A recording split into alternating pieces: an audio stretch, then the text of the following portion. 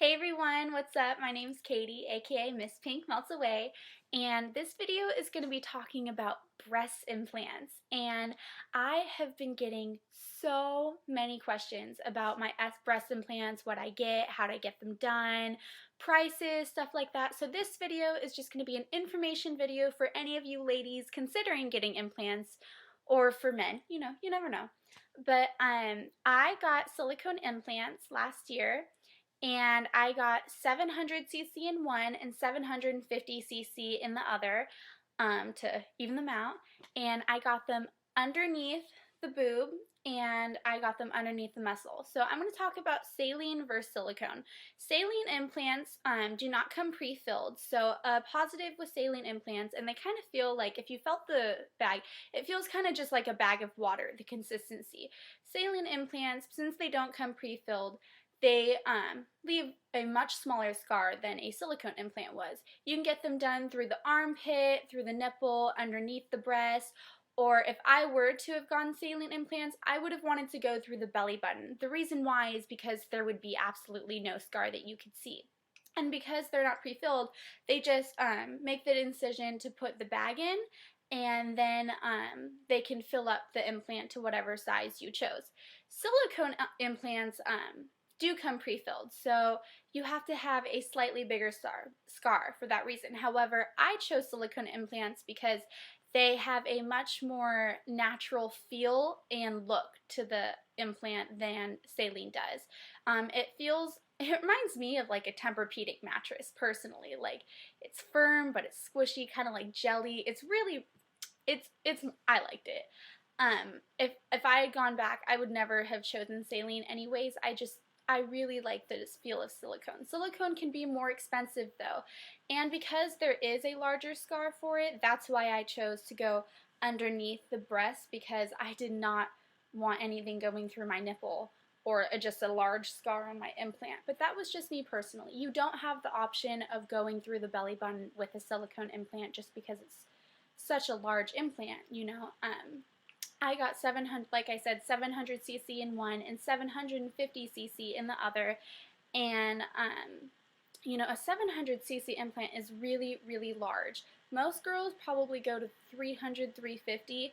And the reason why I did, though, is because I had virtually zero breasts. I could not fill out an A cup, and so depending on what you already are working with, that's going to determine what your CC size is, which is why they don't go by just breast size. So you're not going to go in there and say, I want a double D implant. It doesn't work like that.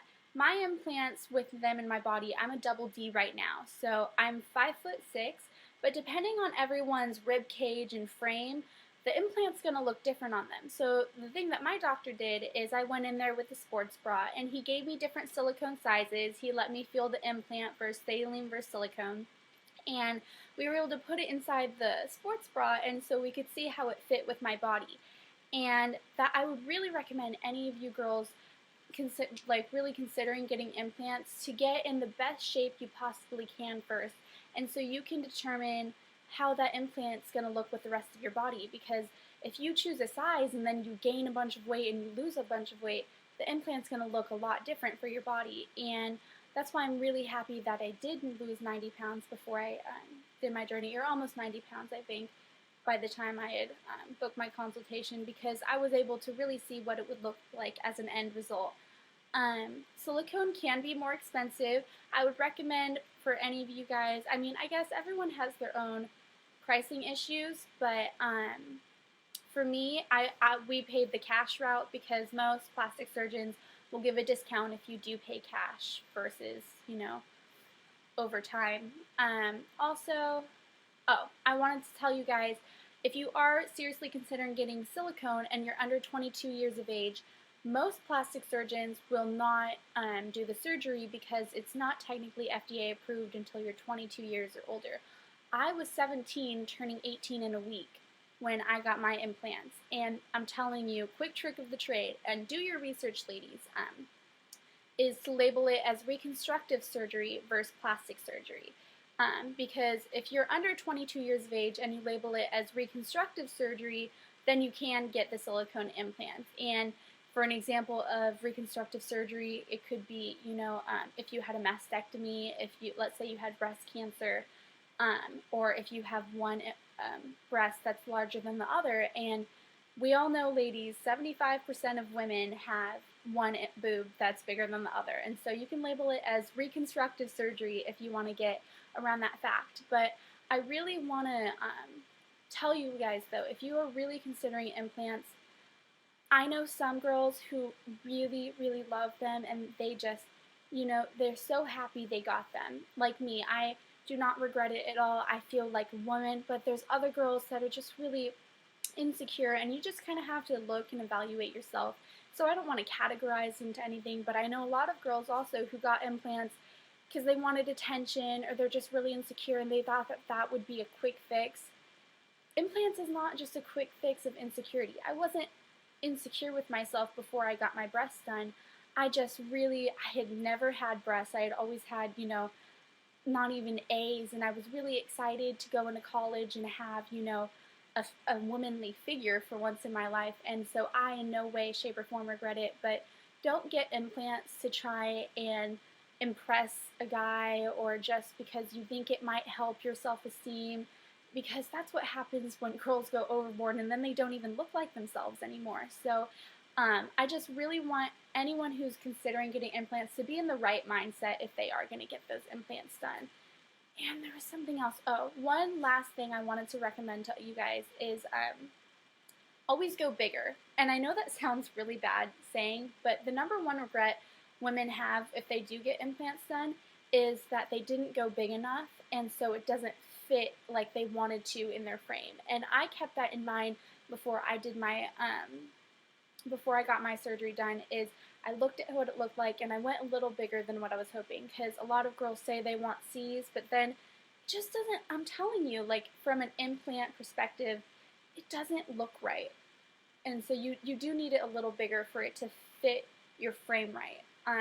And they can still look natural. My boobs, I can wear shirts that, okay, that girl has breast implants. And then I can also wear shirts where no one can tell. So that was me personally. And it's funny, I still have the smallest breasts of all of my friends.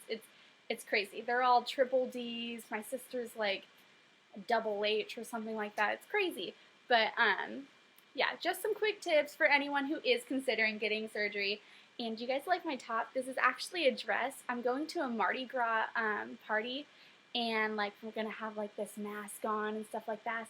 And I remember it reminded me of the Hunger Games when Katniss Everdeen wore that like dress, but it was black, but how the top was like that, and she was just like. Anyways, I was really excited when I saw it yesterday. Thanks, Dad. Hope you guys are having a good day, and I hope this helps you guys out. Sorry this video is so long, but I also forgot a couple things. If you're deciding whether to go underneath the muscle or above the muscle, the reason why I chose underneath is because supposedly it doesn't interfere with breastfeeding afterwards.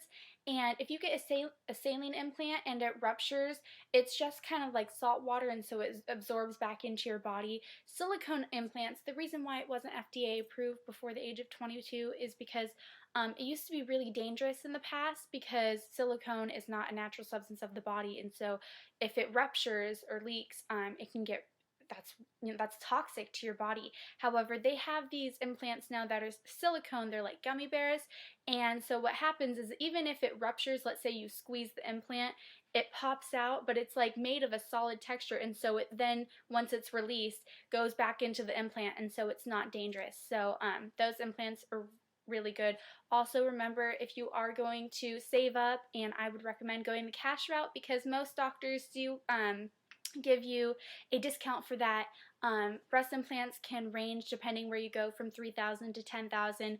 Don't just go the cheap route, because you remember they are going to be on your body for the rest of your life. So ladies, remember, do your research before you go. Don't rush, and hope this helps.